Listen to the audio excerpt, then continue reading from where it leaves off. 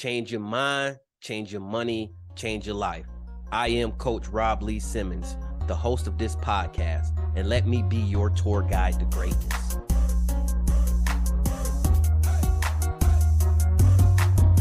I know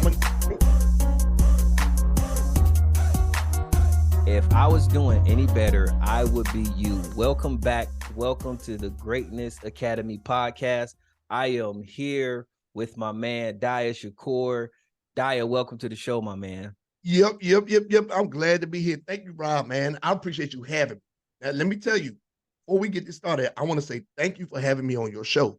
Thank you. You know what I'm saying? What you're doing with financial literacy and educating people on how finance works and all that stuff is to be applauded, man.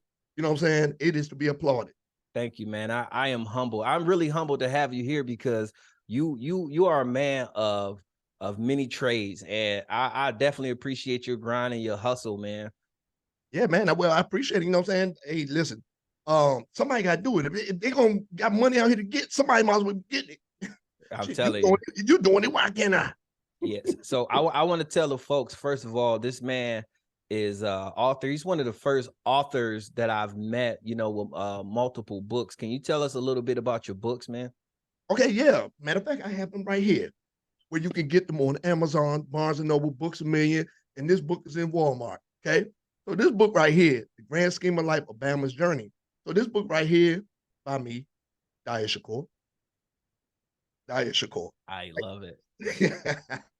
So this book right here is about a single mom and her two adult sons. It's a urban fiction story, right? Everybody loves this story because it's so relatable.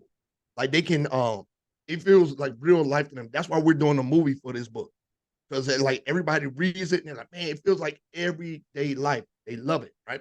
Right. Now, it's one of my favorite reads as well. And I have had people that haven't read since high school read this book in two and a half days. It was like, I couldn't put it down. I just want to know what was going on with the mom. The mom Yeah. had secrets that was breaking up the family, stuff like that. You know what I'm saying?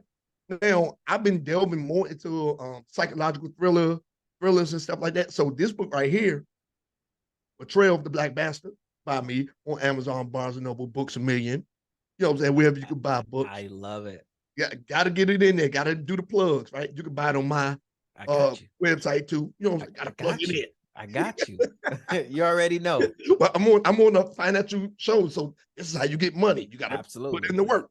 Absolutely. So this book right here is about a 9-year-old black boy that was abducted into human trafficking. Right? He's an adult billionaire that's telling his story in therapy. Now the things that he did while he was trafficked are coming back to haunt him. Like it's a psychological thriller. Everybody loves how the story ends, but they hate how he got trafficked. You know what I'm saying? I touch on a little bit of everything in this joint. PTSD, postpartum depression. Like it's a psychological thriller. Everybody loves this book. Right now, everybody loves it. So I have a book. I'm waiting on my hard copies to come in now. My third book just released. It's called As I Stand Corrected. That book is about reverse gentrification. So to touch in on what you're doing, right? So it's about reverse gentrification. Like we all say we want money. We want to do this with money. If we had money, we'd do this. So the book is about black folks running the world, having everything, but I tell a story from two teenagers' aspects, right? I tell the story of how these black folks had the money, but they squandered the opportunity because they didn't know what to do with the wealth.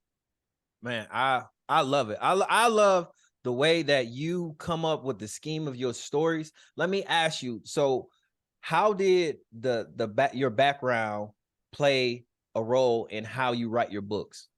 Well, I'm a lifelong writer. I wrote poetry in school. You know what I'm saying? I did music for a long time. I say you did music too. Yes, but sir. I did music for a long time. A lot of writing songs and stuff like that. Then I sat down one day with the first book. There were some things, some kind of depictions from back when I was younger, like stuff that I sang all the time. So I said, man, let me write about this. Let me share some of the stuff that I sang growing up, whatever the case may be, right? Right. But my second book, let me tell you what motivated me to write this book, Betrayal of the Black Bastard.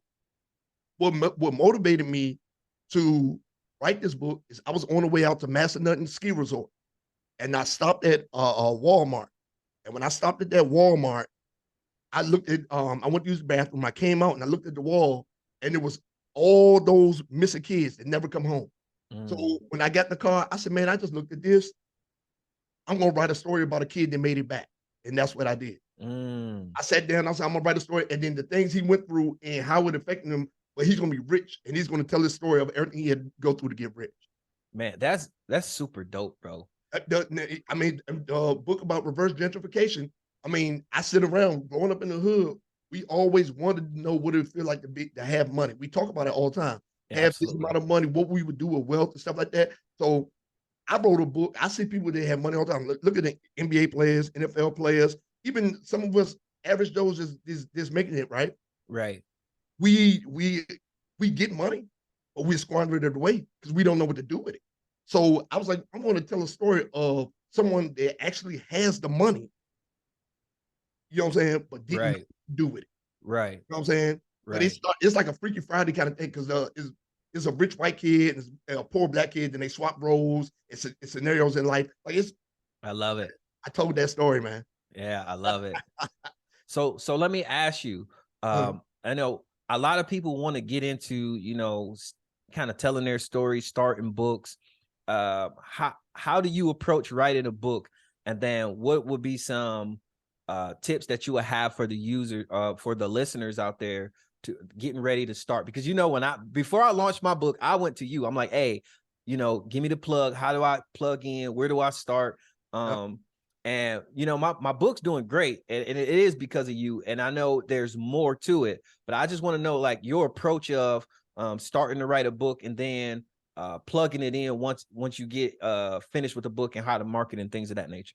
Well, I can tell you, you hop on it quick. Like we met one day. He was like, "Well, I just need to know what I have to do." I was like, "Look, go on this site right here. Go on this site right here. The formatting this stuff. Next time I sing you, I Hey, was like, take a picture with me with my book. yeah, take a picture with my book." I was like, Yeah, "Dang, all right." yeah.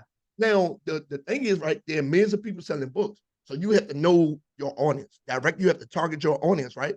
So I know that my books are urban fiction. A lot of black folks relate to my books, but I also have fan bases outside of that. They want to know what I'm talking about, hence psychological thrillers and stuff of that nature. I want books back in our hand, if that Mm, makes sense. yeah, You know what I'm saying? Because right now, readers, people not reading no more. That's why we're getting left behind. People not reading, right? yeah. So as far as marketing, that's why I'm out here in the streets so much. And you just can't. You can count on the internet for sales and everything like that, but I'm always marketing. No, I get In it. marketing, please buy my books. I wear these shirts everywhere. You know what I'm saying? They're like, what books you selling? What books you writing? You know what I'm saying? Et cetera, et cetera, et cetera. I break it down, give them a business card. Oh, I'm gonna check you out. I give them my card, they go look on my social media, they're like, oh, he really doing something. Next thing you know, they in my LinkedIn, clicking links, buying books. They see me shaking hands and kissing babies with everybody. They're like, oh, he must be really doing something. You know what I'm saying? So it's that the online thing, be persistent and consistent in posting positive messaging and what you're doing, show that people are interested in what you're doing. That is a plus. It's a plus and a must, right? You don't have to post every day. Like I'm one of those people that social media is cool, but it's not everything, right? It's not everything. It's just a tool. It's It's just a just a tool. tool. It's just a Hmm. tool. You can have 1 million followers and be living in your mother basement. Yeah, that's real.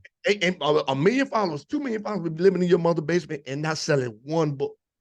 Yeah, and I think I really focus in on that approach of social media because I think it is important to understand that social media is a tool. So there is times that I really do have to step back and I do a lot less scrolling and more interaction.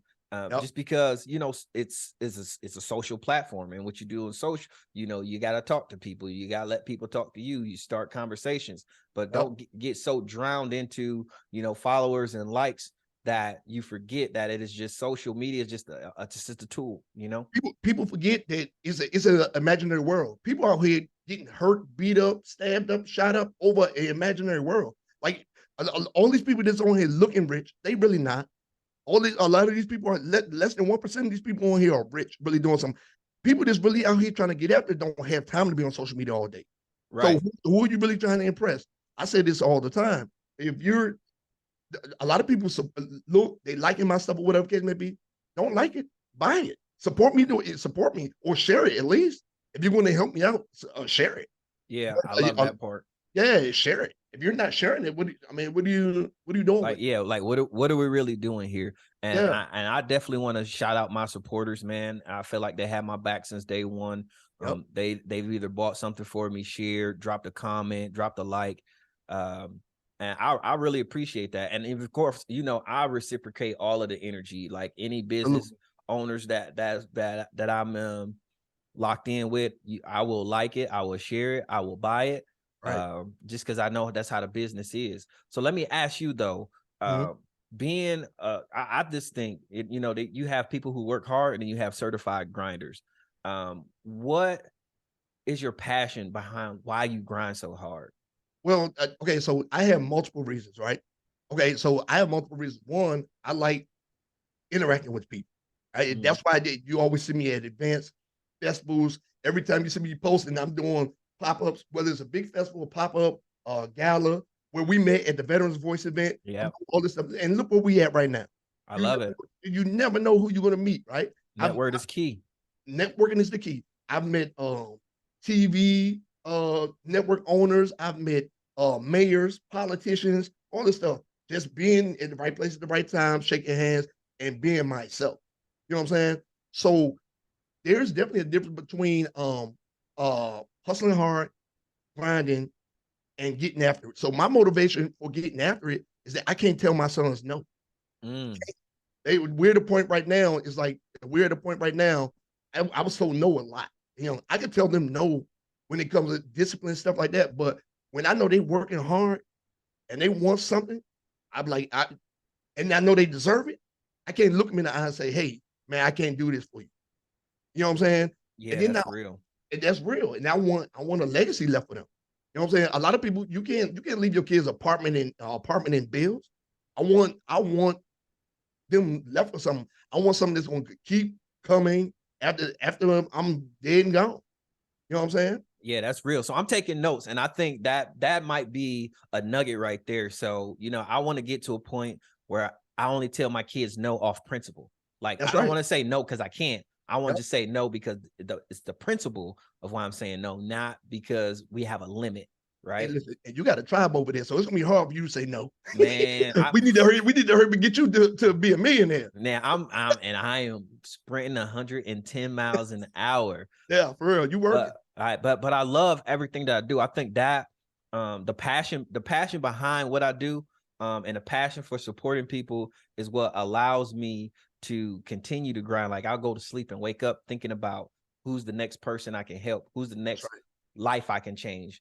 That's another thing as well. I like when people see me, they be like, "Oh yeah, you the guy that wrote that book," and stuff like that. It's like, and it makes me feel good because people they actually buy my books. They're like, well, I'm not a big reader, but I will check it out.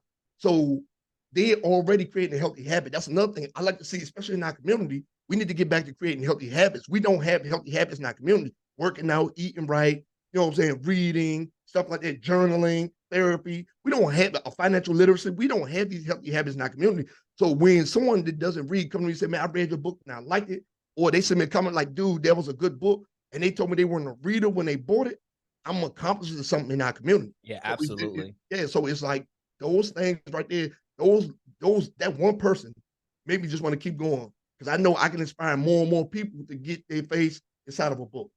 So I think you said something that was really key. And I've noticed behind, and again, I call them one percenters. That's just people who just put their head down, they hustle, they got, a lot of things going on. And then from dusk to dawn, I mean, I highly doubt that you watch TV. I mean, we can't have a conversation about a Netflix show because I mean, I don't have that uh, kind of time. I just don't. And I had that conversation with somebody the other day. Hey, did you see the? And I'm like, I have not even seen a Oh, TV show in months. But I want to ask you though, how much does being physically fit? Because the most people that I notice that can grind like this are physically fit. They don't drink a lot. How much does that play a part in the ability to be able to just go hard all the time? well, okay, so this is the thing right here, right? So I'm retired military, right? So it's already kind of ingrained in me, but your life changes, right? Mm, So um lazy translates. if you like working out is a healthy habit. Lazy translates. You want people to just sit around, eat, and everything like that. People that just sit around eating, lounging down all day, they sitting around eating, drinking, sitting around, they lazy at work. They, you know what I'm saying? They lazy with their habits. They lazy in the bed. You know what I'm saying? Like they Right. lazy when it comes to getting up and actually getting after things, right? These habits translate. So working out, not only do you have more energy to work out, but you know you have to get up and go. This is you know what I'm saying? People don't understand. Um, physically working out is like a life or death thing, and people just like, oh, I Right. ain't worried about it. You know what I'm saying? Eating habits and physical fitness are real deal things. Like if you can dedicate 30 minutes to an hour of your life to work out, right? You automatically feel better, like you do. Start And off your day feeling better. you start your day off feeling better, right? Every day, people be calling me at certain times out the day. They're like, well, I called you this time. I said, well, you know what I'm doing at this time. Right. Why aren't you doing it? You know what I'm saying? Yeah. Find some time, 24 hours in a day. Our workout is 4% of your day. That's it. If you can't dedicate 4% of your day to a healthy habit like that, 2% if you do 30 minutes, and that's all you really need to do. You can't dedicate 2% of your day to a healthy habit like that. You won't push and give 1,000% to anything else. You won't. And you're going to continue to make poor decisions. You're not going to read. And people used to this. It's gonna sound crazy, right? But when I first started selling books, and I'll be out at events and stuff like that, I used to look at certain people, and then I took a tab of people's body shapes and who bought the books. And I came to a conclusion after like 5 or 6 events. I was like, fat people don't read. Yeah. Because It's part of the habit. it's part of their habit. And It's that's like not they even like, trying to be offensive or anything, but it's not, I mean, but I was like, dang. But then there was sporadic ones that come over. They're like, well, yeah, I like to read, blah, blah, blah. For the most part, they was walking around with snacks in their hand, just out there, breathing heavy, walking by. Like, okay, cool. Not interested. At least I got shot glasses and wine glasses. You look like you do that. You know what I'm saying? So try to market something. But I know this is not a universal thing, but I'm just saying in my experience being out here, it's like they was like, no, I don't have the time for that. They're the right. ones I don't have time to. There's skinny people out here don't read either. All right, that's true. But That's very they, true. but Yeah, they not to, it's like not the stereotype, no, but yeah, yeah. yeah, at the end of the day, right? Sometimes I gotta say when I meet successful people and I look at successful people, and not to say that they have any type of body shape, but definitely they are physically fit minded. And that's Yes. what I've always noticed. So let me ask you about your circle, the people you keep around you in your circle. How much has that impact your business and your life? Well, okay, so this is the thing right here, right? You have to surround yourself with like-minded people, right? Okay, so that's even in my my dating life. Dating is difficult because um dating is very, very difficult. I can't date a woman that just works a 9 to 5 because once she get off at 5 o'clock, she just wants me to lay up under her, and I'm not set up to work that way. You know what I'm saying? Right. So, you have to have like-minded people around you, people that you can talk to about business, stuff like that, growth and everything like that. The more and more you move, the smaller your circle gets. Mm. It is what it is. People, that's why the bus got 40 seats and the Bugatti got 2. You know what I'm saying? That's real. Yeah, for real. Like That's I mean, real. you want to take your day ones with you, but everybody not meant for your ride. Yeah, Everybody's not meant to walk. They not meant to walk your path, right? They really not. And then a lot of guys don't have a growth mindset, so they have peaked their life already. Oh, that's good. They have peaked their life. That's So it's good. like you can't surround yourself with people who have peaked their life. And that is was really, really I try to stay away from those people. Hi, bye, how you doing? All right, man, I'm glad you're doing good. Or people, the complaining people, I can't Mm-hmm. steal people. Can't Yep. stay away from those. So my circle has been supportive, very, very supportive. Like very, very supportive. Like, hey man, when's the next book coming out? Or like before I release books, there are people I send these books to. Mm. And they tell me, they're like, well, I didn't like this part. I didn't like this part. You do this right here, blah, blah, blah. My support system, people that's gonna keep it 100 with me, no matter what. You know what I'm saying? Who, Zawina, my homegirl. And it was crazy. My partner face was crazy. Is it is mostly females. Like dudes be like, oh well, blah blah blah, this, and you be surprised. I'm like, damn. I said it to my male partners, like, well, I'm gonna get to it. I'm gonna get to it. I'm gonna get to it. But the females like, get right back to you, like, no, I didn't like this part. I didn't like this part right here. Send it back to you with the shit with the red ink. Right. Actively engaged. Actively engaged. You know what I'm saying? So, Yeah. but your circle changes. It does. Everybody's not meant for the ride. For No, I sure. think that's real. That's Yeah. real. So let me ask you though, like, Yes, man. No yes, man. yeah, No yes, man. You won't make it nowhere with yes, man. that's why I say anybody that's a yes man and anybody who believes in idle time that we can't rock. Yep. If you got time to watch TV, you want to talk about the game. We ain't got time. I mean, we can go to the game because I can meet people there. I can network. We can do things like that. If you want to sit at the house with a beer, man, I can't rock with you. Every last year I went to last year I think I went to like 4 or 5 Commanders games last year. At every game I went to, I left with a new phone number in my Got to. networking, talking to people, blah blah blah. Hey, yeah, man, blah blah blah. This is what I do. I write books, blah blah blah. Oh, this is what I do. This is what I do. This is what I do. You know what I'm saying? That's what it's about. Expanding your network. Yep. And, So and I don't know how to shut that off. I don't. Everywhere I go, and I don't know how to shut it off. habit. It's a good habit to build, and I think that a lot of that comes from personality, and part of that is habit, and you have used your personality to build good habits with it, and now it just completely locks you in. But the one of the things I want to know though, I mean, you have 3 books, you have an outstanding personality, outstanding voice. When are the audiobooks going to come? Okay, so the issue with the audiobooks, I have tried again sitting down and actually doing it. That's my thing. I've tried to hire readers for it. Like I have, and then they would read it, they mispronouncing words, and they're not reading it, they're reading it all off cadence. I'm like, It just ain't hit oh, like you want to. no, it didn't. And I'm sitting there, I'm like, and then now my first book is about to be a movie. So it's like the audiobooks are coming. Yes, I just have to sit down and do it.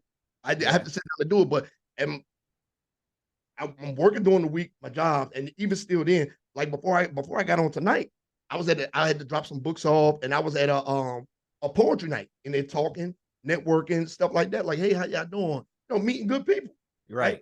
So then I come here, I do this, then as soon as I get over here, I gotta put my podcast out for tonight. I'm finished editing, put my podcast out for tonight.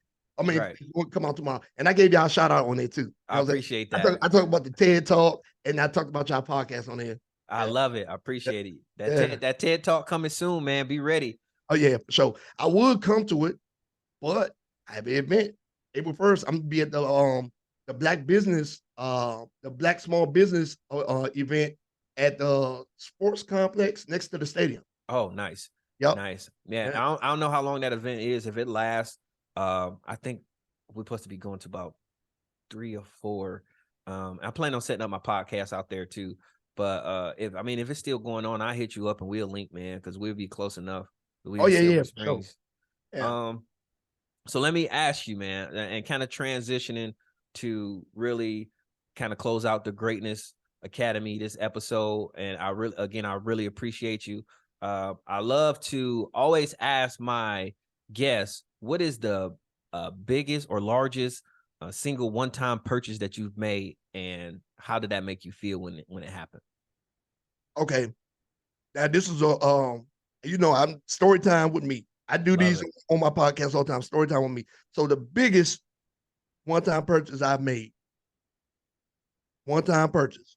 I didn't pay all of it, but I put a lot of money down. Yeah, I also want to hear. Okay, so I fumbled the bag on this one.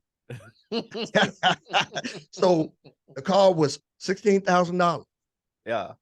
I put $11,000 down. Right? Right. Didn't have that much money. I didn't have that much left to pay on it. $5,000. That's all I had left to pay on. Right. Right?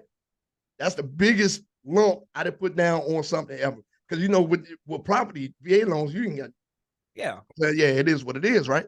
So I did that, and literally I did that in 05. I did that in 05. it was in April of 05. I did it in April of 05, right?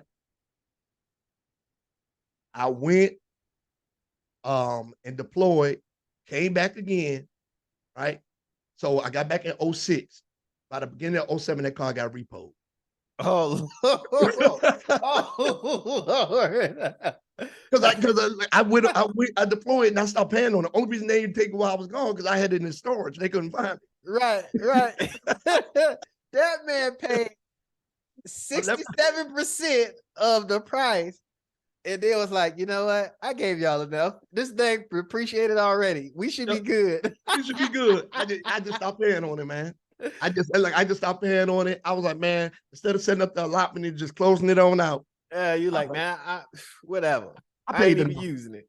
Man, listen. So yeah, that one right there. Now, I've made other big investments and stuff like that, but the most at one time was that one. And yeah, and the car got repo. I had put, and it was messed up. I knew I wasn't paying on it. I put 22-inch rims on it and everything, man. You was out there doing it, hustling backwards though. Hustling back. I was out there doing it. I was like, damn, you know what I could have done with that money? Yeah. And I think that, oh man, that's the biggest thing, right? So I really want to close out with, you know, a lot of times we make these big purchases. And when I tell my clients is you have to understand your likes and your loves. Your loves are the things that, you know, that's always on your mind. You can't live without. We talk about, you know, again, cars, houses, one-time trips. These are some of the things that people just love. Like my wife, she could not too much care about car or really a house. Like the house would be amazing, but if she could take a, you know, once in a lifetime trip, that is something that she loves. So that's something that I would say when you drop cash on something like that, like it's memories that you can't take back from it. Yep. And you know, when you understand your likes versus your loves, then it makes purchasing easy, and it definitely makes no easy because now you have a purpose behind your purchase. Well, listen, I love the benefits of having that car because my tailgating levels was at an all-time high. Yeah, You I already understand know. me? I I already loved know. it. Trust me. My first car was a 1989 GT 5.0 candy apple red Mustang. So I understand, sir. Yeah. Woo. I understand. And that was a whew. Yeah. I told my wife, hey, I'm about to go buy that to see if it still do the same thing. If it still got the same juice behind it. She's like, boy, if you don't sit down and hop in that Ford Fusion and ride out. Take your tail to work. Right, exactly. Exactly. Hey man, thank you for joining me today, man. I really, really, really appreciate it. We got to do this again.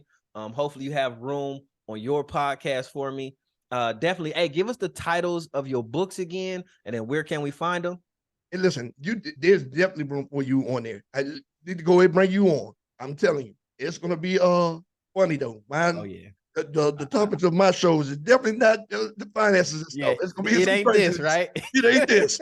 Y'all learning some over here, but y'all gonna learn some over there too. Because I talk about funny fit tips and this destination traveling. I talk about stuff like that, community events, Black businesses breed of the week. But then we have story time with me.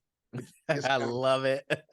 It gets my co-host balances me out for sure. I love it. I love it. Hey man, so on this show we always say winners win, and we win when you win. And thank you because we know you're a winner, man. Thank you for joining us, brother.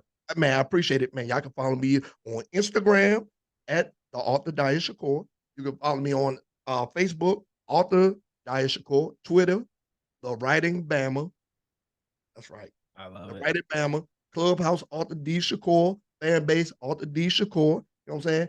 And y'all make sure y'all support Betrayal the Black Bastard, Amazon, Barnes Noble, Books a Million. Grand Scheme of Life, Amazon, Barnes Noble, Books a Million. As I stand corrected, Amazon, Barnes Noble, Books a Million. And April 1st, Masters is coming. Masters. That's about a black superhero that got his superpowers while he was getting lynched. So, that was Masters. Man, you got it. You got it locked in, my brother. Yeah, you got it locked in. Hey, thank you, and I hope you join us again. I really appreciate the energy, and I love you, man. All right, man, love you too, man. And I appreciate you having me on again. I love what you're doing over there. I love the family, how you showing that black love. That black love, and he's like, man, we're gonna build and we're gonna help other people in this community understand what black love can really do. You know what I'm saying? I love it. I don't set the standard. I am the standard. There we go. All right. Military talk. And we out. Boom.